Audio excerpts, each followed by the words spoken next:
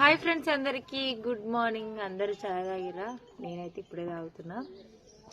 ఇంకా అందరికైతే ఒక విషయం చెప్పాలి. ఏంటంటే ఇంకా పచ్చళ్ళ బిజినెస్ కూడా పెడదాం అనుకుంటున్నాం.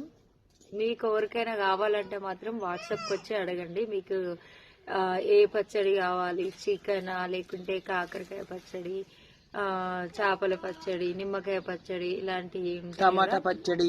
మా అమ్మ చేసే గోంగూర పచ్చడి అంటే చాలా మందికి ఇష్టం అనమాట.